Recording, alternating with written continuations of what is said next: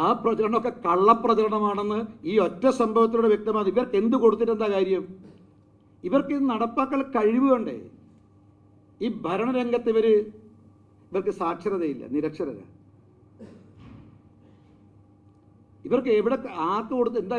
ഈ ഒരു മെഡിക്കൽ കോളേജിൻ്റെ കാര്യത്തിൽ ഒരു സർട്ടിഫിക്കറ്റ് കൊടുക്കാൻ കഴിവില്ലാത്ത ഗവൺമെൻറ്റിന് എങ്ങനെ എയിംസ് കൊടുക്കുക? എങ്ങനെ എല്ലാ ജില്ലയിലും മെഡിക്കൽ കോളേജ് കൊടുക്കുക?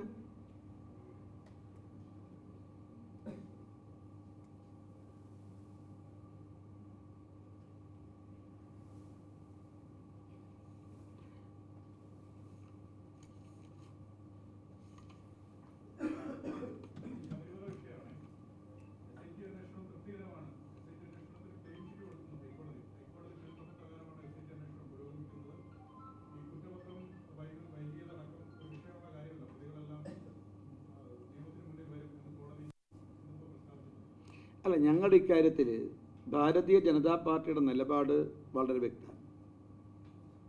ശബരിമല നടന്ന സ്വർണ്ണമോഷണം, സ്വർണ്ണക്കൊള്ള, അതിനെക്കുറിച്ച് കേന്ദ്ര ഏജൻസി അന്വേഷിക്കണം എന്നുള്ളത് തന്നെയാണ് ഞങ്ങളുടെ ആവശ്യം.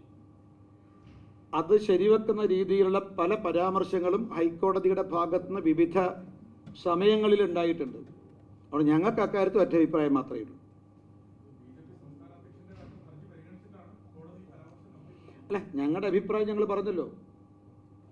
ഭാരതീയ ജനതാ പാർട്ടി അഭിപ്രായം നേരത്തെ വ്യക്തമാക്കിയിട്ടുണ്ട്. അത് വീണ്ടും ഞങ്ങൾ ആവർത്തിക്കുന്നു. ഇനി നിയമപരമായിട്ട് അതിനെന്താണ് ചെയ്യേണ്ടത് എന്ന് ഞങ്ങൾ ആലോചിക്കും.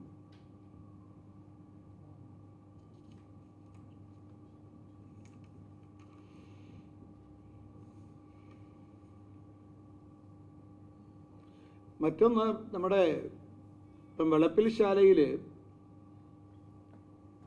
ബിസ്മിർ എന്ന് പറയുന്ന ഒരു യുവാവിൻ്റെ ദാരുണമായിട്ടുള്ള അന്ത്യം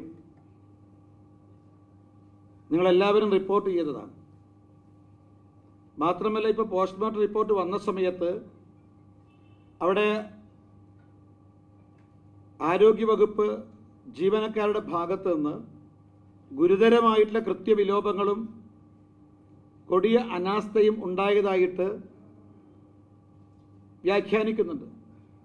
അതായത് ഓക്സിജൻ അളവ് കുറഞ്ഞതുകൊണ്ടാണ് ആ മരണം സംഭവിച്ചത്.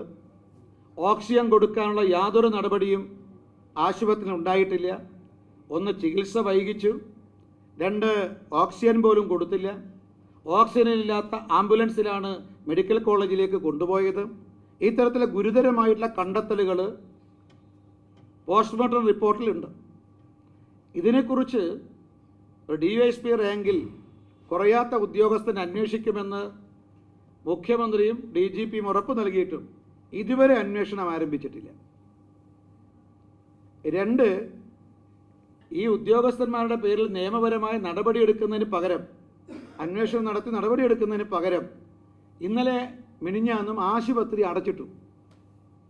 എന്നിട്ട് ബോർഡ് വെച്ചു, ഡോക്ടർമാർ രാജിവെച്ചതിനെ തുടർന്ന് ആരുടെയും സേവനം ലഭ്യമല്ല എന്ന് പറഞ്ഞ് ആശുപത്രി അടച്ചിടുക. നമ്മൾ എവിടെയെങ്കിലും കേട്ടിട്ടുണ്ടോ? അതായത് പരാതി കൊടുത്തതിൻ്റെ പേരിൽ ആ കുടുംബത്തെ മാത്രം, ജനങ്ങളെ വെല്ലുവിളിക്കുക. സംസ്ഥാന സർക്കാരും ആരോഗ്യ വകുപ്പ്, സ്ഥല MLAയും ജനങ്ങളെ വെല്ലുവിളിക്കുക. ആശുപത്രി അടച്ചിട്ടു. യുവമോർച്ചയും അതുപോലെ തന്നെ BJPയും ഒക്കെ സമരവുമായി രംഗത്ത് വന്നപ്പോഴാണ് അടച്ചിട്ട ആശുപത്രി തുറന്ന് മറ്റെവിടെ നിന്നോ 2-3 ഡോക്ടർമാരെ അവിടെ ഇപ്പം നിയോഗിച്ചത്. പക്ഷെ ഇപ്പോൾ മനസ്സിലാകുന്നത് അവിടെ എല്ലാ ഡോക്ടർമാരും 1-2 പേരൊഴിച്ച് ബാക്കി ഡോക്ടർമാരും നഴ്സുമാരും അതുപോലെ ഫാർമസിസ്റ്റുകളും എല്ലാം തന്നെ അവിടെ കരാർ ജീവനക്കാരാണ്. കരാറടിസ്ഥാനത്തിലാണ് അവിടെ നിയമിച്ചിരിക്കുന്നത്. 5 പഞ്ചായത്തിലെ പ്രാഥമിക ആരോഗ്യ കേന്ദ്രത്തിൻ്റെ മാത്രം കമ്മ്യൂണിറ്റി സെൻ്ററാണ് ഈ വെളപ്പിൽ ശാലയിലുള്ളത്, വെളപ്പിൽ പഞ്ചായത്തിലുള്ളത്. അവിടെയാണ് കരാറടിസ്ഥാനത്തിൽ ആളുകൾ നിശ്ചയിച്ചത്. അവിടെയാണ് 1976 പാറ്റേൺ അനുസരിച്ചാണ് അവിടെ നിയമനം നടക്കുന്നത്. ഇത്രയും കൊടിയ അനാസ്ഥ, അവഗണന ആ ആശുപത്രിയോട് ഉണ്ടായിട്ടുണ്ട്. നമ്മുടെ ഇത് കാട്ടാക്കടയിൽ അല്ലെങ്കിൽ വെളപ്പിൽ ശാലയിൽ മാത്രമുള്ള ആരോഗ്യ മേഖലയിലെ തകർച്ചയല്ല, കേരളത്തിലെ മൊത്തം തകർച്ചയാണ്. ഇതിനെ സംബന്ധിച്ച് ഞങ്ങൾ പറയുന്നു, അടിയന്തരമായിട്ടുള്ള ഇടപെടൽ സംസ്ഥാന സർക്കാരിൻ്റെ ഭാഗത്തുണ്ടാകണം. ആ ബിസ്മിറിൻ്റെ കുടുംബത്തിന് നീതി ലഭിക്കണം. ഇത്രയും ഈ വിഷയങ്ങൾ ഉന്നയിച്ചുകൊണ്ട് BJP യുവമോർച്ചയും ശക്തമായ പ്രക്ഷോഭം സംഘടിപ്പിക്കും. എന്നും അവിടെ പ്രക്ഷോഭം സംഘടിപ്പിച്ചിട്ടുണ്ട്. അത് വരാനിരിക്കുന്ന ദിവസങ്ങളിലും വെളപ്പിൽശാല വിഷയം ഉന്നയിച്ചുകൊണ്ട് യുവമോർച്ചയും BJPയും ശക്തമായ പ്രക്ഷോഭം ആരംഭിക്കും.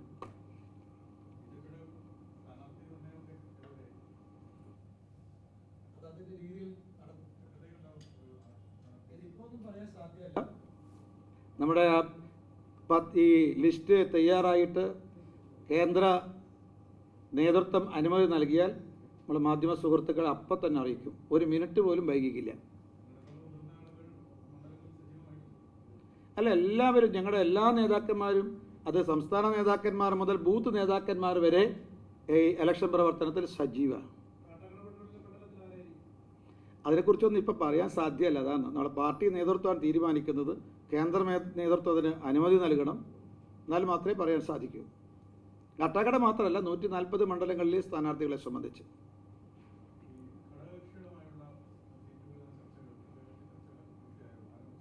ഇതേവരെ ആരംഭിച്ചിട്ടില്ല, അത് ഉടൻ ആരംഭിക്കും.